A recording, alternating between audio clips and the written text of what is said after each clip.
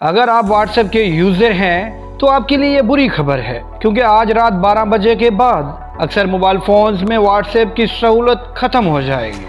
WhatsApp जो सार्फिन के लिए हर कुछ दिन बाद एक नई अपडेट्स मुतारिफ करा देता है, अब बहुत से सार्फिन के लिए नए साल 2023 में इस्तेमाल के काबिल नहीं रहेगा। हर साल की तरह इस साल के इख्तिताम पर बहुत से पुराने ऑपरेटिंग सिस्टम वाले एंड्रॉयड फ़ोन और iOS के सार्फिन 2023 में पैगाम रसानी की ये एप्लीकेशन इस्तेमाल नहीं कर सकेंगे।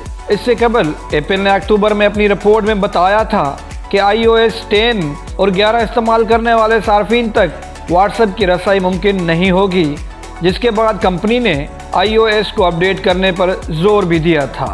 ताहम अब 2 आईफोन समेत 49 स्मार्टफोन्स वाले सार्फिन आज रात 12 बजे के बाद से व्हाट्सएप इस्तेमाल नहीं कर सकेंगे। तो आइए देखते हैं कि वो कौन से 49 फ़ोन्स हैं जिनमें 1 जनवरी 2023 से व्हाट्सएप तक रसाई मुमकिन नहीं होगी।